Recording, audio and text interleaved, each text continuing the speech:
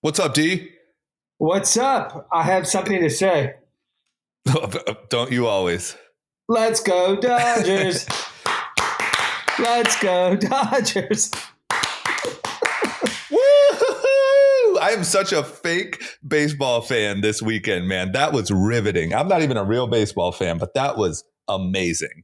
So, obviously I grew up in LA. I watched the Dodgers win a lot and I've been to a lot of Dodger games, but I'm not a regular season baseball guy.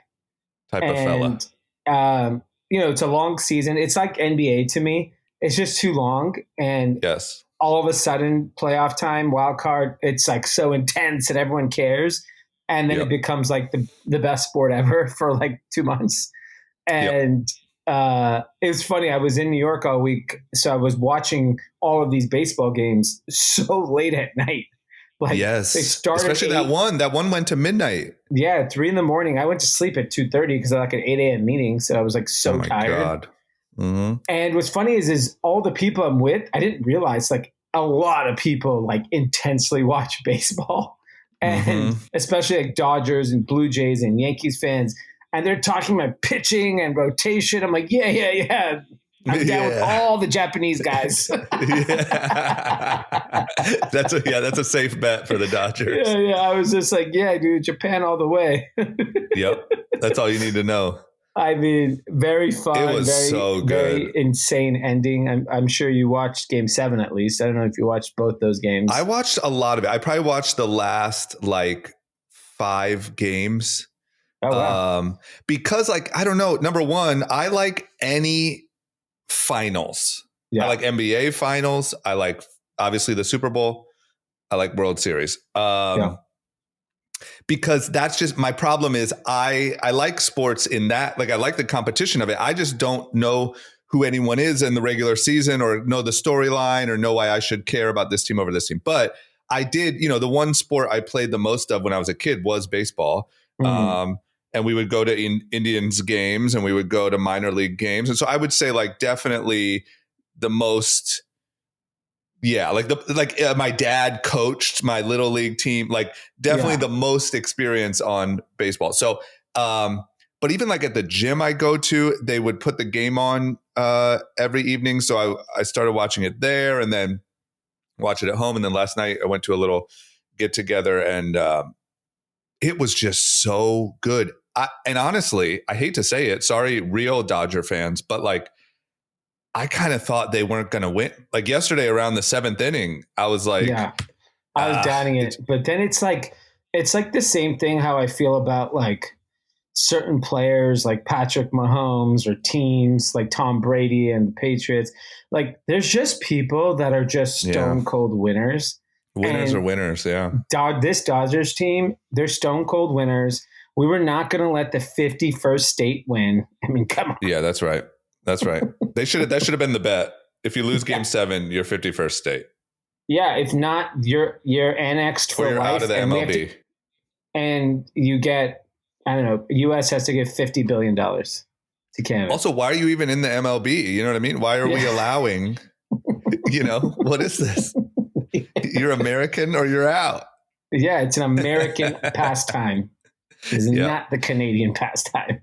Yeah, it was amazing. I literally I was watching the game at my house alone and I was like locked in and but then I just felt like their energy was off. It just felt like the Blue Jays were going to win. And so I drove over to my friend's house and literally when I stepped out of the car, I could hear them screaming in the house.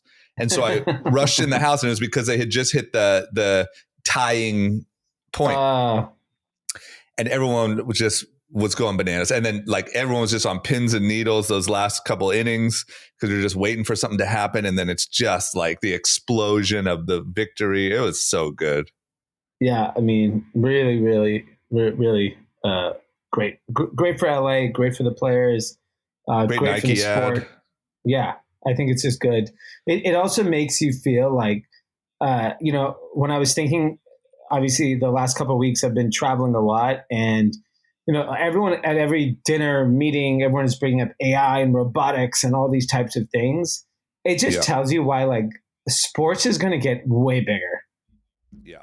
Like it could 10x from popularity from here because there's not going to be that because like TV shows and movies might actually get better with AI. Yeah. Like I know people believe that's not true, like a creative, but like it might be good enough for a lot of people. Right.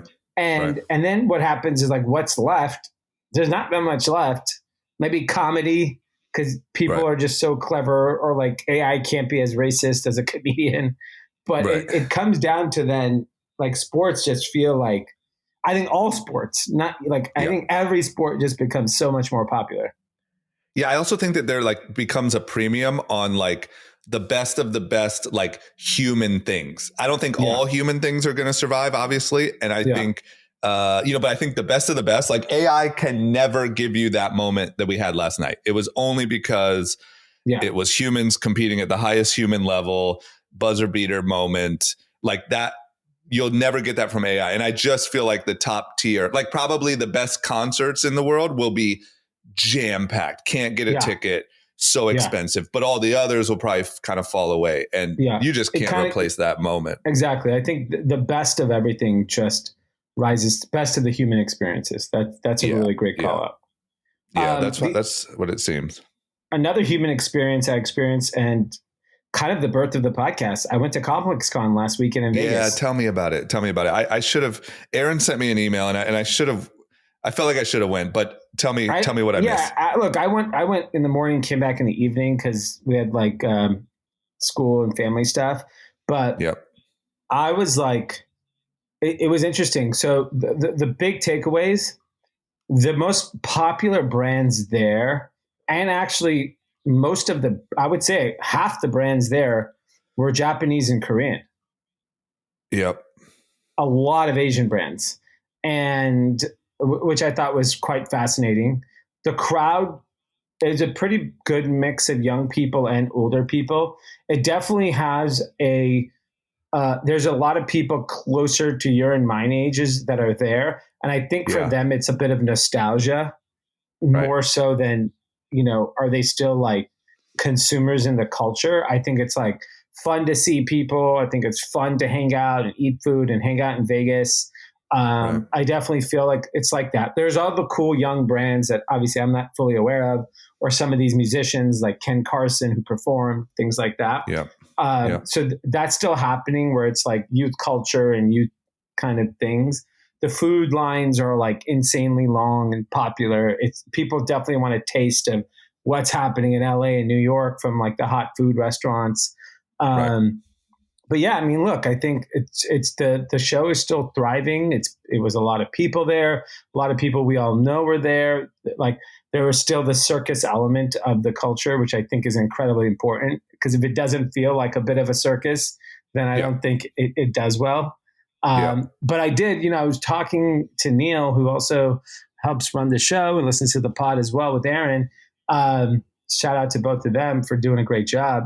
I was telling Neil, I'm like, I feel like the Asian influence is so big, you can just flip it and have Lisa from Blackpink be the creative director and like take it in a completely different direction also, because like I feel like there's so many subcultures within street culture now that make it like bigger than ever, but also, I think like it could be even, I honestly think it could even be bigger, like going in a wider direction.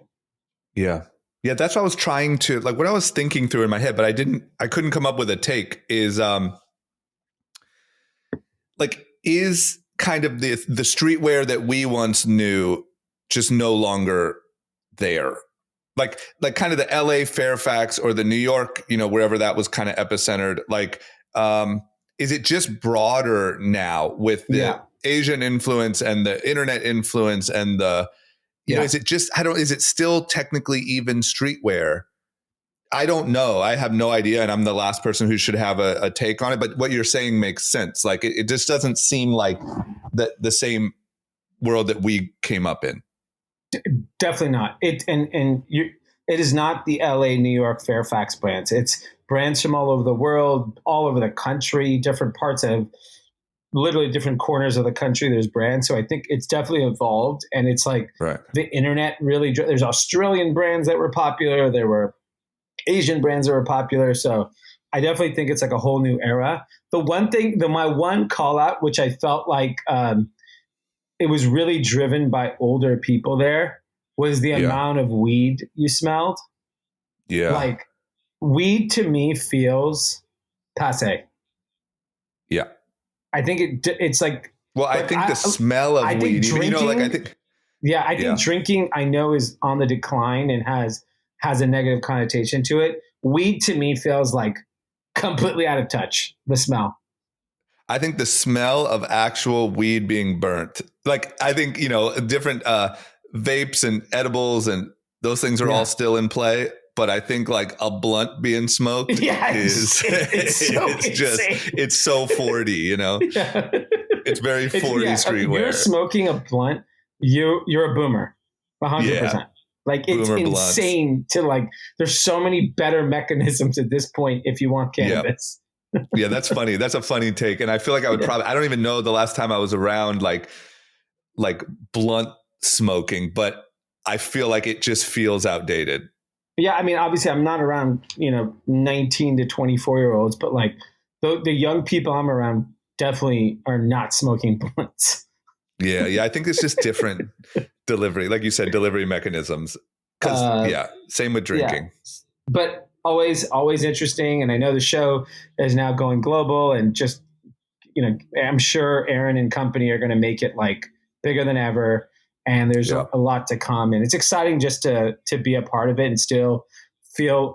I'm waiting for the age where my children can come, because I think I'm curious always how the next generation will view it. But I would say in the next 5 years, maybe less than 5 years. He's oldest is 8. I feel like they'll get into these things at like 10, 11, 12 years old. Yeah, I think so. And huge props to Aaron and Neil. And it seems like it would be really tough to have to stay on the pulse constantly. Oh, yeah. When things are no longer familiar, and when things are no longer, it's not like, once again, like we said, it's not, Aaron and Neil too, like came up in the same world that we did, but like a lot of those relationships and stuff are different now, I would imagine. And I would imagine there's like a lot of new people you got to go track down, and brands you got to understand, and things you got to wrap your head around. That's like, must be pretty difficult. I agree. And I think, even just like, I think the economy plays a big play in who shows up to these types of things. And Vegas has recently been like suffering. I think they said 2 million less visitors so far in 2025. Yep. And you just think about it, like start extrapolating the dollars here. What's the average person spending in Vegas? It ain't $100. Right. It's way more than that, right? You're talking billions of dollars that have been sucked out of Vegas. And then you would assume a lot of people's ticket, like the average ticket they're spending at an event or a dinner, has gone down as well. So there is also an economic headwind that you have to face by doing these events, especially in times like this. And I was thinking about it, like when I landed in Vegas, I was able to get a flight really easy the day before, a flight back Saturday night. Obviously it's not going to be busy coming back from Vegas. And I ended up seeing an article that the Wynn continues to do well, but Caesars and all the properties they own in Las Vegas, which they own a lot, are struggling. Yeah. So it goes back to like the high end of the market is thriving, and then the rest of the market is struggling, and the Wynn stock is on fire and Caesar stock is struggling. Yeah, that's interesting. Yeah.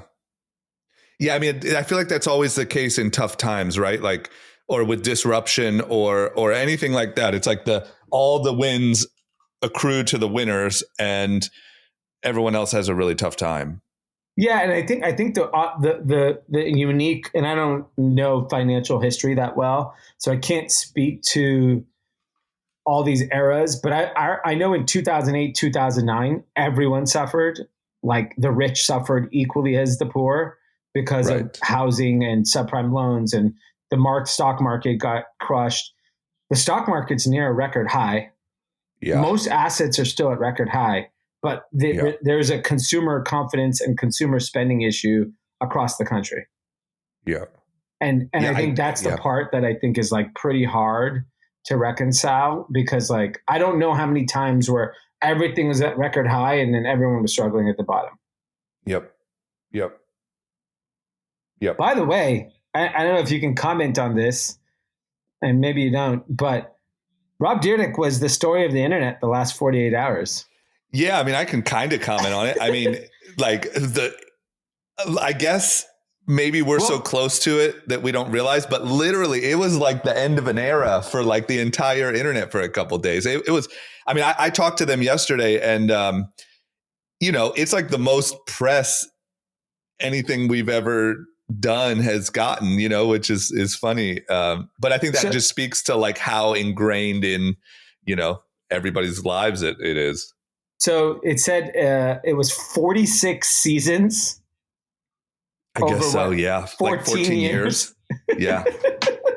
It's mind-blowing. And I think the big shocker to the internet was that it was reported that he was making $32 million a year. Yeah. And I'll let him comment on that, but I'd say at least. I think I'll let him. It's only because I'm only going to say because the internet, released it, or Bloomberg or whoever got a hold of it. But I think that when I think he probably plans to do kind of like another business round of like media and stuff, meaning like more interviews and who knows, maybe a book or a podcast or something like that. And I think that when people actually hear what's been going on for the last 14 years, they're going to be like absolutely mind blown. And it's far from, I don't think anyone really had a negative take, at least that I saw, but far from like a sad story. I think that when people see what he was up to, he kept really quiet about it when it came to like numbers and things. But when people see what that looked like, what that run of ridiculousness in specific looked like, it's wild. Yeah. It's an incredible story. I mean, he's basically probably the highest paid TV actor of all time. Yeah, I mean, I would say net proceeds. I wonder, like net inflows. I mean, I'm trying to think. Okay, let's just throw out names. Jerry Seinfeld, Friends cast. Seinfeld and Oprah is the only. Charlie Sheen, right. Dr. Phil. Yeah, right. But Seinfeld, Oprah, I would say, are the top two, probably, right?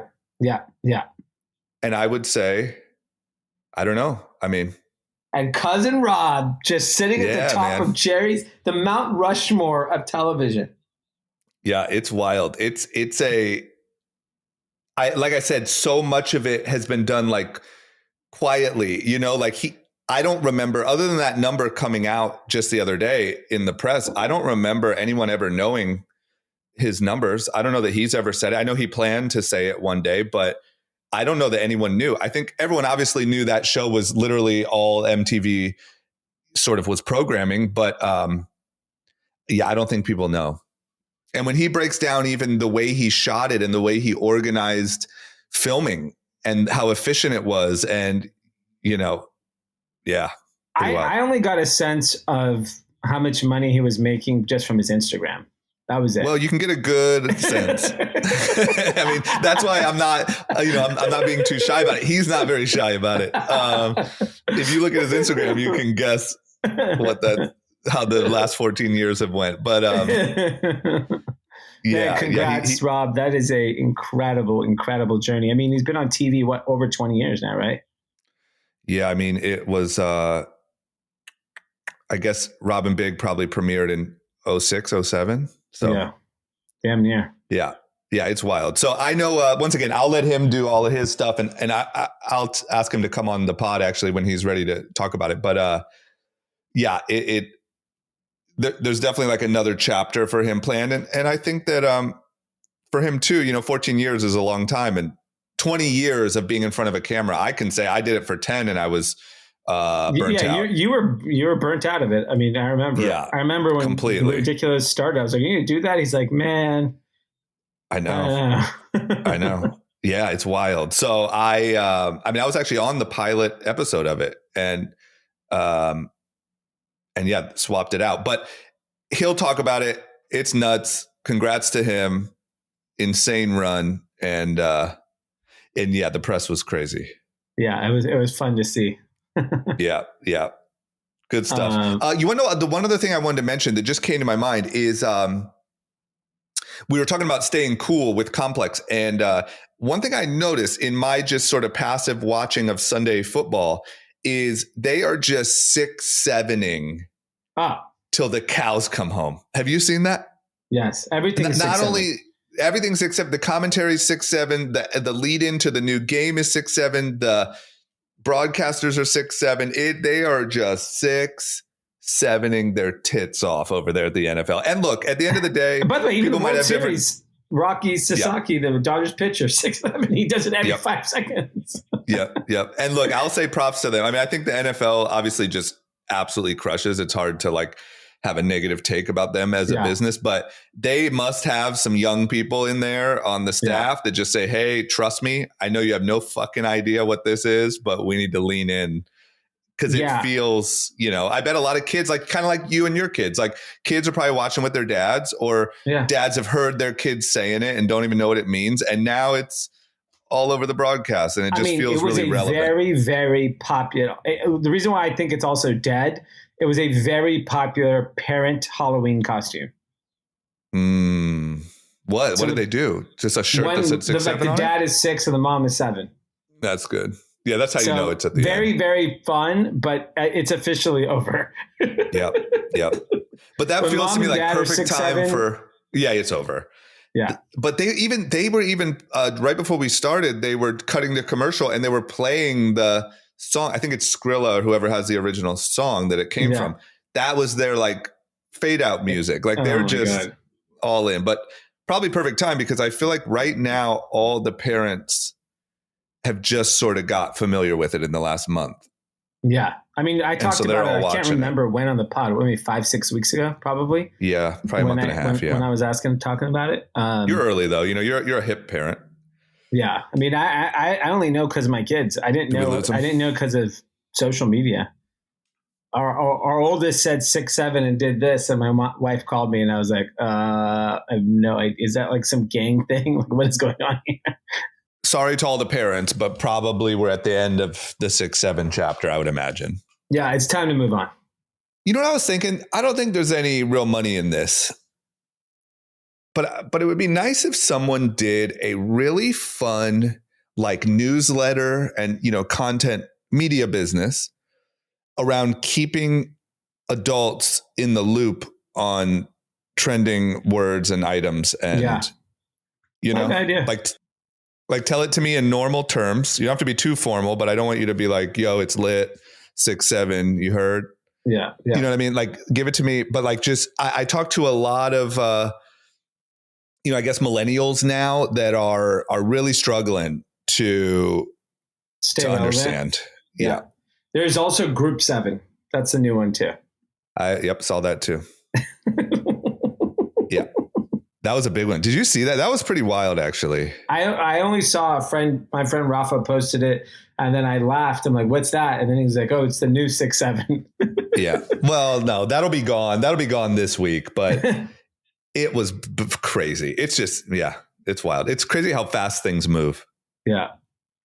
Speaking of how fast things move, and actually an incredible place for the Rob Dyrdek Foundation that I'm sure is statues are being built for it.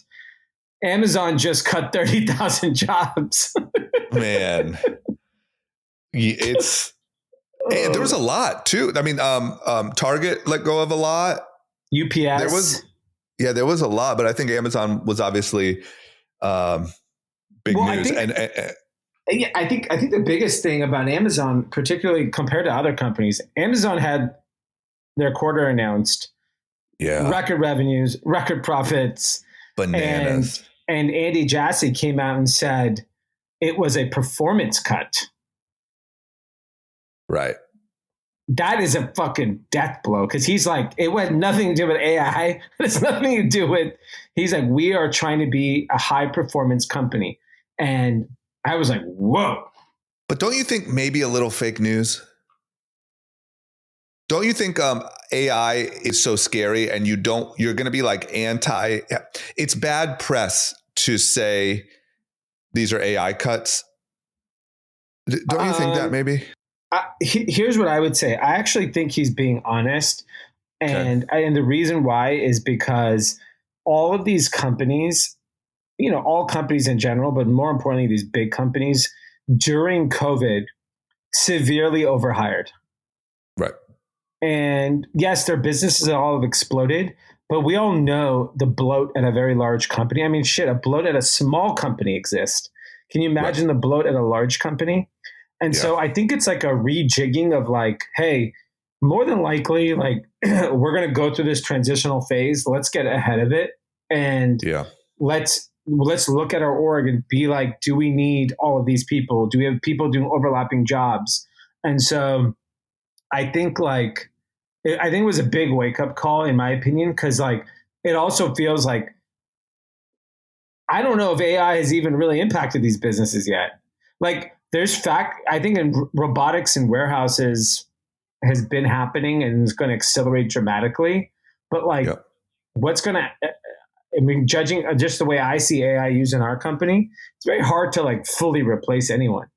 And I think it's just making more people productive. That I agree. So I don't know. I find it hard to believe that it was just it's all AI. Yeah, it's fair. And it could also be the other way. It could be that it's not AI at all, and it's all kind of getting blamed on AI. Yeah. But man, what a combo. It's just a pretty crazy combo to smash earnings. It's kind of like you said earlier about like stuff being tough while the stock market is at an all-time high. That's happening literally with Amazon. So 30,000 people just lost their jobs, but smashed earnings, stock at an all-time high, talk of the town. It's wild. Yeah. It is a very, very interesting time. And I think, another indicator that a lot of people have been talking about has been the fast food, fast casual restaurants. I know you're a Chipotle guy. But Chipotle came out and straight up said, their CEO in the earnings call last week was, our consumer is struggling financially. Yeah. And then you start looking across the board of that bowl concept, around the country, they're all struggling. Yep. All those restaurants are struggling. And so to me, then it says, okay, it's not a Chipotle thing. A lot of people want to blame it on Chipotle because they're like the biggest in the space, but people are struggling. Right. And it's now showing up in food. Yeah. Yeah, for sure. It's just hard to, like you said, it's hard to fully figure out because there's two different things happening at once. And the economy, as far as the stock market, is absolutely on fire. I mean, it's up like 17% this year. Yeah. Something absurd. That's crazy. Off of already 20-something% last year. Yeah, that's not like decent. Like that is wild. Yeah. But at the same time, then you have this sort of like, like this recession. I mean, people keep talking about recession. And what's funny too, is I see a lot on TikTok of like, oh, you want me to do that in this economy? It just depends on what economy you're talking about. Yeah. Because the economy of the stock market is in the economy, right? Like, yeah. There's different stacks of it. And I think on particularly the food stack, like, I was in New York all week. If you go to like hot restaurants, can't get a res, packed, like more expensive than ever. And then what's funny is I had a meal with someone work related, and we were at a restaurant where like wasn't very vegetarian friendly, so I didn't eat much. So at like midnight, I'm walking back to my hotel, and I stop by the pizza place across the street, and I order a slice of pizza and 2 bottles of water. And the guy goes $4.50. I go, oh, you forgot to charge me for the water. And he goes, no, it's with the water. I'm like, are you sure? And I go, how much is the pizza? He goes, $1. So I got a pizza and 2 waters for $4.50. So then I was like, And I was obviously a little drunk. It was 12 o'clock. So I look around me and I was like, oh, I'm the only non-homeless person in here. Right. Yeah, Like, it's it two is literally different. like it's I've said it before, if you've ever read A Tale of Two Cities, the opening line, it was the best of times, it was the worst of times. And it literally feels like that right now. And from a book perspective, this is interesting. That ties into this, have you read 1929? No. Andrew Ross Sorkin. Yep. Too Big to Fail guy. Yep. He has a whole book around 1929 and like what led to it and what happened. I'm audiobooking it, actually. It's really good. Is it good? It's really good. The thing that got me, I'll just be honest, I'm not saying this is a correct take, but I felt like his press was all around like the similarities that are happening now. And it just, I don't know, anytime that happens, it just feels doomery, but maybe I'm wrong. Maybe you like it. I like it just because it's interesting to hear the story of that era. And I'll be honest, there are similarities in the way that people were like over levered and kind of the euphoria of investing. But I also think structurally there's a lot more regulation today. There is obviously some crazy shit happening, but I'm also pretty confident like it can't get to that level again. Not to say there can't be a correction or a crash. I can't predict what happens. We saw that with tariffs, what that created to the market in April. So anything is possible if Trump decides to change his tune on something. But I think he cares too much about the stock market. Right. I mean, look, the only like realistic critique is just how bubbly AI could potentially be, right? But there's an argument there. It's not a fact. There's definitely an argument, but to me, there's enough. And I'm like, I like to dip my toe into the hype, but I'm not like sold always. But I am sold that AI and robotics will be deflationary. I just don't know when. Like there was I don't know if you heard this. Dara from Uber said that Waymos are 95% like more efficient in filling time than Uber drivers, right? Because Uber drivers are, they got to pee or they got to whatever they got to do. They're not doing it, right? And so it's pretty fascinating to see that like this is the first sign of like, oh shit, hyper efficiency is possible in non-humans.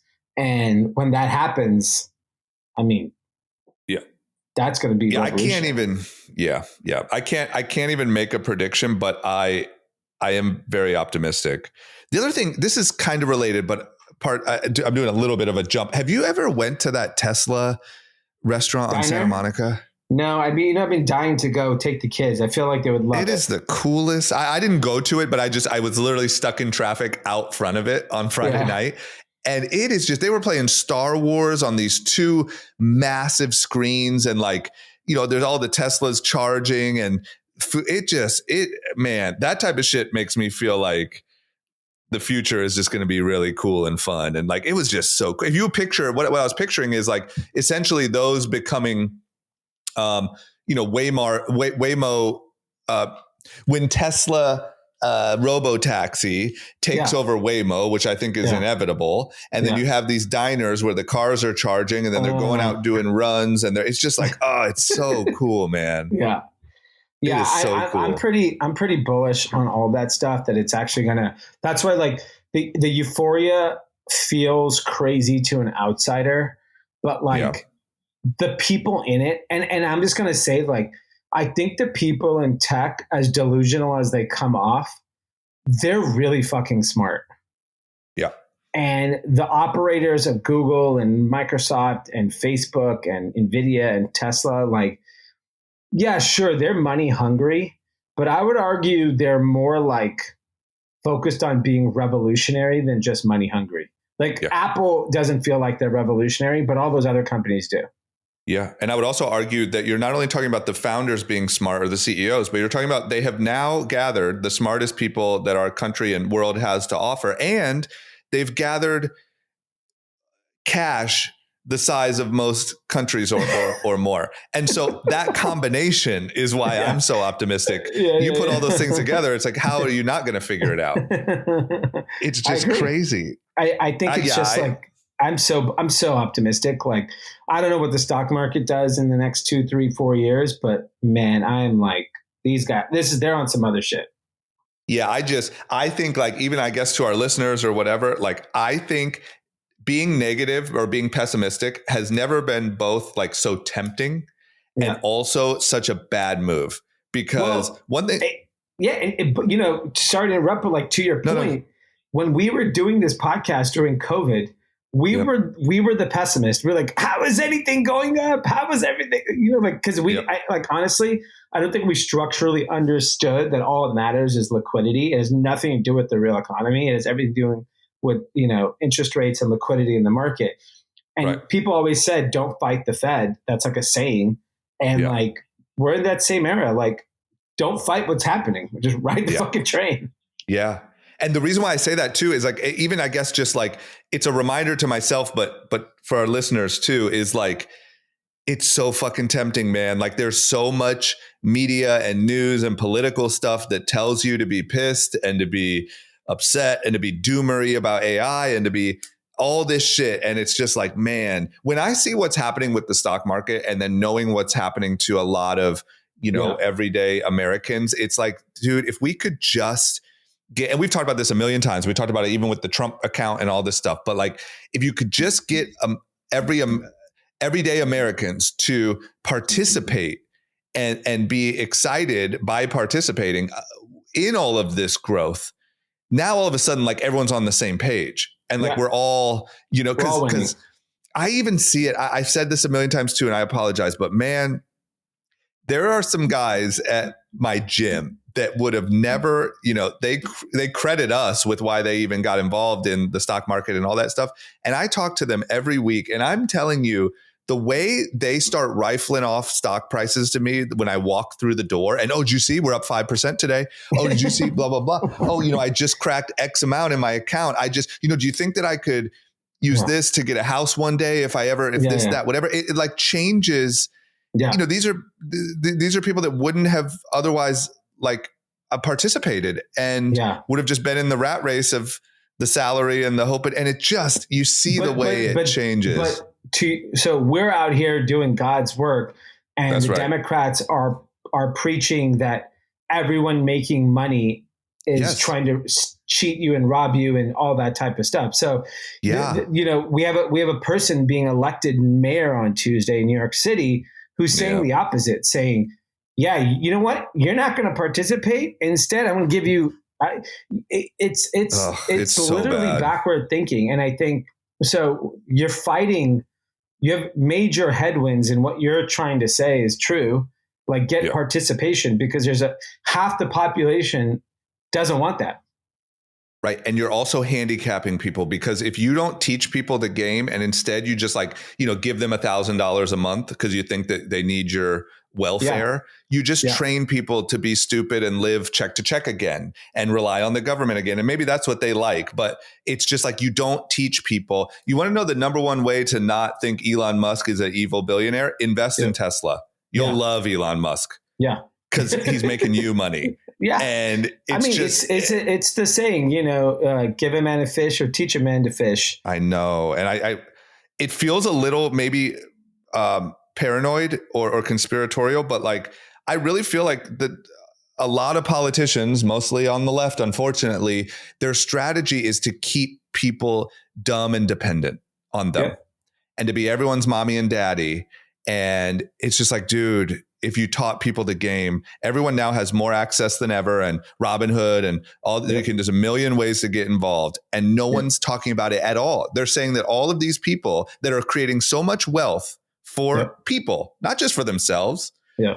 They're saying they're all evil and they fucked you, and rely on us. We'll give you free handouts. Yeah. And I think, but it's working, right? Like, it's resonating with people. Clearly. And I think, we have to fight Zohan, and we have to keep educating people that like you can if you follow the stock market, retail trading on options and equity are at par or bigger than institutional investing today. And there was someone on CNBC the other day, I forgot who it was, someone like a big analyst on Wall Street, and said the institutional money is following retail now because retail is so powerful at moving the prices of stock. Yeah. And so they are basically saying, oh, which way is retail going? We're going to try to front run them, right?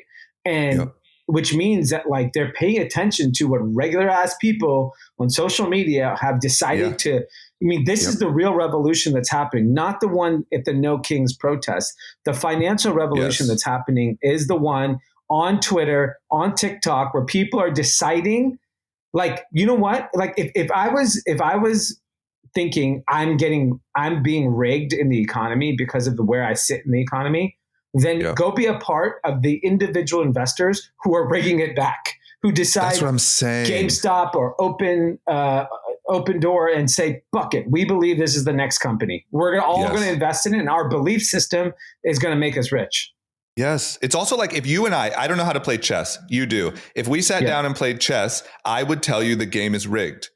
It's not rigged. You just know how to play it and I don't. And so instead of teaching me how to play chess, you're going to just agree, the game's rigged and Dee's evil. What? Yeah. Why don't you just teach me how to play chess? It's been easier than ever. I can play online. I can learn on ChatGPT. It's easier than ever to learn the game, and everyone can play it. But instead, you tell people to turn off to it and just get angry and bitter. And I mean, it's just like I said. Look, I don't think I'm going to change the world. I know you think that you can, which I'll be with you on your journey. But I'm just saying, for our listeners, at least, please do not get jaded and bitter and pissed. And because I don't know, I just think there's been nonstop amazing growth for the last however long, and there's no reason it's not going to continue, and we can all participate. Yeah. And just don't get bitter. Exactly. And on the eve, basically tomorrow of election night, there's obviously what's happening in New York. And there's a lot of other important things happening in local elections across the country. So you got to go vote. And good news for us, Drama. Trump and Xi are finally on the same page. I know. Did you see the tariffs? Do you see them? Absolutely. You better believe I did. I'm on a cliff's edge over here. I mean, talk about like timing too, right? Like it is like all the shipments from the holidays landing or about to land. Yes, for like smaller brands, like big retail, they got it in September, October, but like smaller guys get it in right now. All of mine. All of yours. I'm a victim. Now you're a hero. No, 100%. I'm just saying, when he announced like a month ago, like, 100% tariffs, obviously, look, at this point, and I hope everyone else does too, like, you got to learn that the guy's just negotiating in public. And however freaked out we are, China is panicking just as much or more. And that's his style. He's not going to implode the entire economy, but he is a little wild, and he will negotiate and play chicken in front of everyone on fucking Truth Social. But when that news came that like, 100% tariffs, it's just like, I didn't even, honestly, I didn't flinch because I laughed. I laughed at it. I didn't either, but it was on a Friday, and literally everyone in, my company and other people, my phone was just going crazy at 5 p.m. on a Friday. Everyone's panicking. And anyway, landed the plane. It looks like here we are. All is good. So the big news is, the big discussion was around rare earth exports out of China, which is really needed for our big technology companies to build kind of the future infrastructure of AI and robotics. So that was a big win. Obviously, the fentanyl tax of 10% extra is getting removed. So we're basically going back to March tariffs now at this point. So all that additional stuff is all gone. And then China has to buy like 12 million, I don't know, whatever of soybean, and then guarantee 25 million every year. And there's just a lot of other details in it. But like the big news is the tariffs and the rare earths. And what more importantly, they both came out and said like very positive things about the future of like peace and prosperity.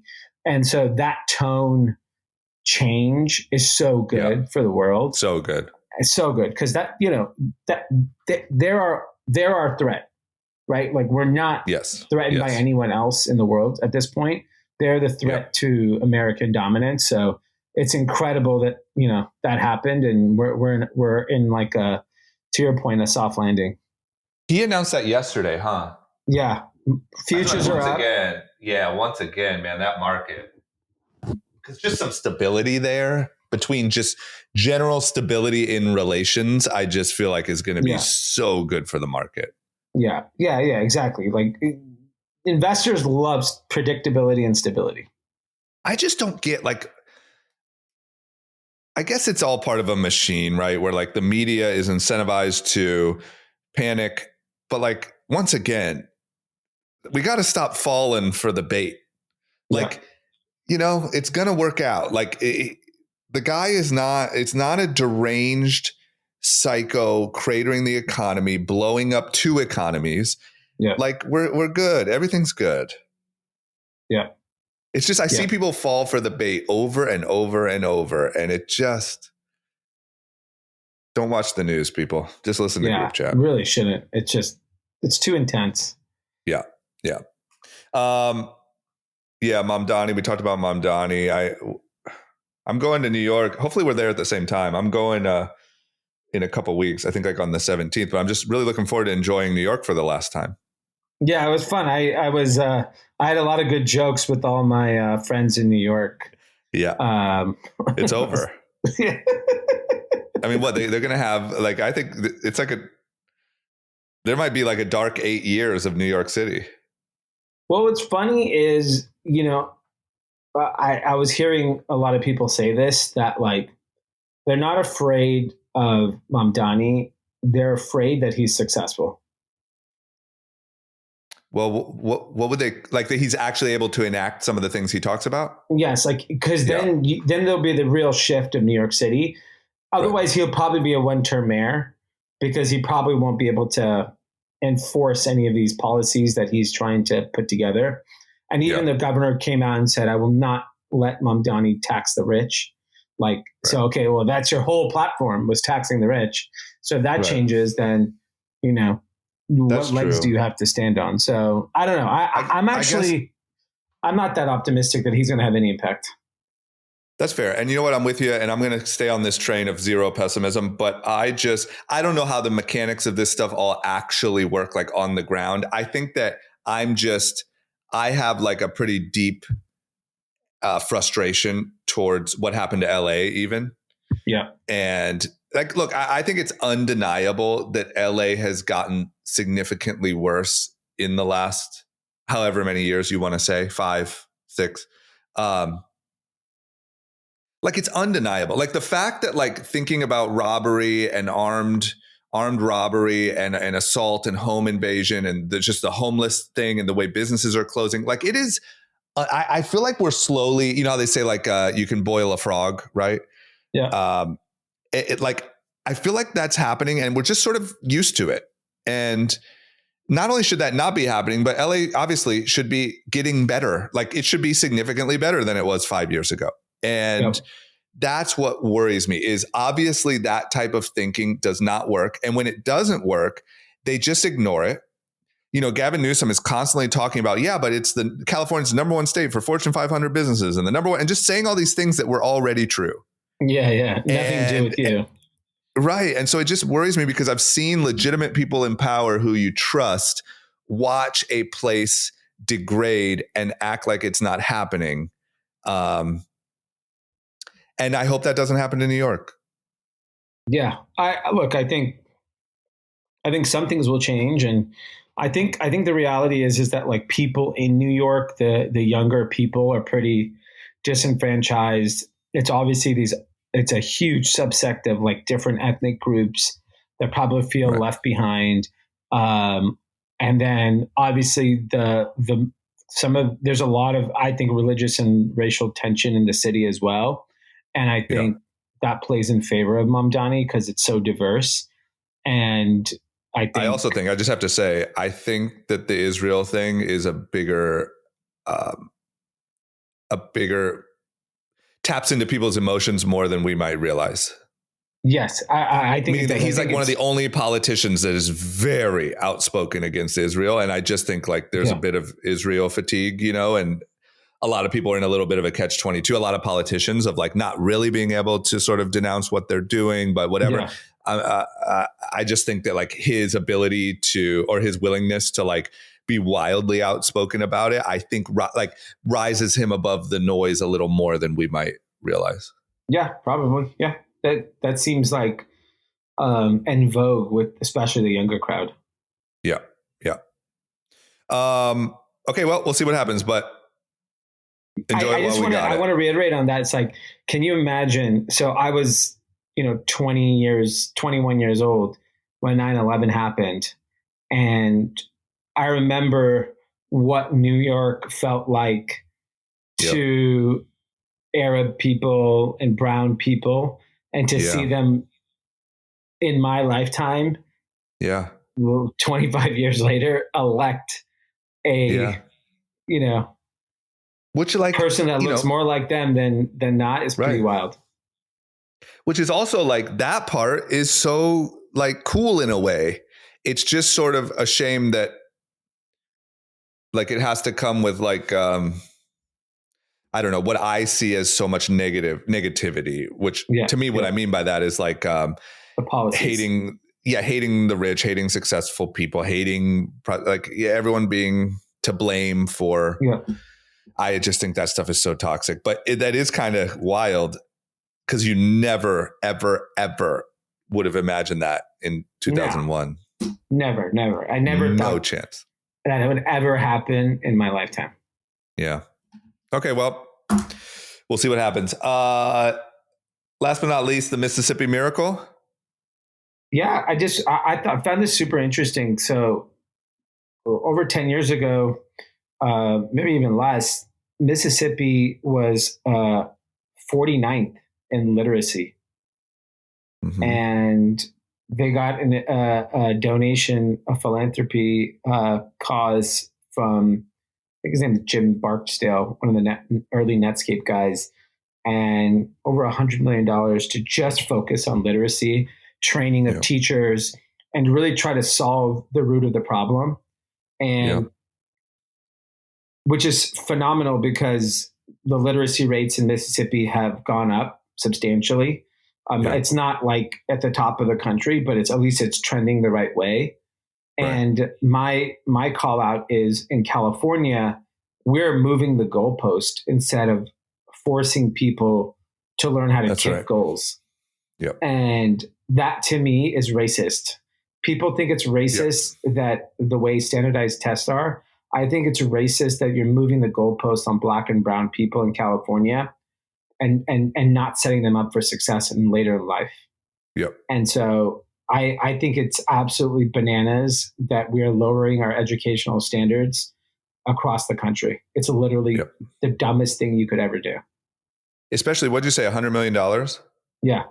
Especially when $100 million when it comes to government spending is literally nothing. So you could even give $100 million to every state. It still doesn't matter. And I agree with you. I think it's so sad that we, instead of looking at the actual root of the problem and actually making schools better in those neighborhoods or making sure that people are set up for true success, instead we once again, keep people dependent. It just feels like there's this urge to keep people keep just wanting the government to save them. Right. Keep them dumb and that's poor. Everyone. That we should be pushing people for excellence, pushing people for greatness. And you'll see what happens to communities when that happens. Like a lot of the top 25 public schools in the country, they're all in Silicon Valley, all of them. Yeah. Why? Because they're pushing kids for greatness. They're telling them, you could be the next Steve Jobs. You could be the next Larry and Sergey or whatever. They're down the street. That could be you. Right. And everywhere else, they're pitching a different story, and it's dumb. It's like so bad for the country. It's bad for crime. It's bad for property values. It's like we're not playing the long game here. The long game here should be like, we need to fix our education, because here's what's happening as a parent. My kids are getting the best education. Yeah. My kids are playing chess. My little one's at 5 years old playing chess. And he's gonna have such a different experience than someone else in a city or state that doesn't have resources. And it's not going to be fair later in life. And that's going to cause more civil unrest 25 years from now. Yeah. Yeah, it's so true. Okay, well, at least we have a good example that it can and does work in Mississippi. Yeah. And shout out to everyone that just, all these really rich fellas that and women that just say, you know what, fuck it, I'll take care of this. Yeah. Let me just send 100 milli down there, and we'll see what happens to those rates. I mean, that'd be the funnest thing. If you were like a multi-billionaire, to be hey, you know what I think I'm going to do this year on my goal sheet on my whiteboard is I'm going to raise the literacy rates in Mississippi. Yeah. Well, Bill Gates, that was his original intention, but for some reason it's gotten a little fogged up. Did you see that fucking Bill Gates said, sort of, I want to go lightly here, but like sort of like retracted the climate change, the severity of the threat? Really? I didn't see that. Oh my gosh. It is just, look, I don't want to go too deep into it because I didn't read it word for word, so I don't want to misrepresent it. But essentially, like, once again, it's just when you're preaching doom and like the world is going to end in 20 years, your kids won't have kids, you're this, that, whatever. He came out with a statement, maybe Josh, you could read it, but that said, like, essentially, I think, we need to rethink it. Humanity will continue to prosper. It is something we need to take a look at, but it's not going to end the world. We're going to continue to prosper. Yeah, let's keep the money train going. Fuck, dude, man. Like, so you bad. Just spent so long. Like, think of these kids that are protesting and the Greta Thunbergs and the like, where's my future? You're stealing my future. And like, maybe the guy not. Who led the charge is like, like, we're going to be fine. I was just fucking with you. It's crazy, dude. So once again, I think that's my biggest that's amazing sentiment for today's episode is, listeners, do not succumb to the urge to become doomery and bitter. Yeah, I agree with that. Josh, did you find it or no? Right. Well, it's out there. Once again, I'm not saying that he said it's nothing and I was wrong, but he just sort of reeled back, like, he put out a book called like How to Stop the Impending Climate Disaster or whatever it's called. Yeah. And just a little bit of, I can feel the sentiments sort of starting to get reeled in a little bit by the Al Gores. Okay. Great episode. Shout outs. Yeah, we have two. The first one, you need to build the podcast set in Drama's apartment. I'm up for it. Count me in. I don't mind. It's actually closer to my house. That's true. Come on over. It's really just bad for Anand. Anand lives really close to the studio. Dee and I make the trek through the wild streets of Los Angeles. The war zone. Yep. What else? Christian? From Christian, as the 2025 pistachio harvest rolls on, I got to give big shout out to my coworkers, Melanie, Chris, and the great, powerful Michael. These three have been working nonstop, filling silos with hundreds of millions of pounds of pistachios. Finish off the season strong. Another huge shout out to the R&D team, who just launched 2 new chocolate-coated kernel flavors, chocolate toffee and chocolate sea salt. Damn, that sounds good. Send some over. Yeah, send them over, Christian. And shout out to the team.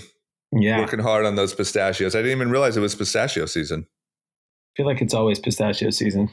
That's what it seems like, but maybe it's time to grind if you're in the pistachio big biz. Industrial complex. Yeah, they want to keep you dumb and nutless. Dumb and full of nuts. Okay, that's it? That's it. Okay, everyone have a great week. Stay positive, optimistic. If it's doomery and negative, turn it off. and turn on group chat. Have a great week.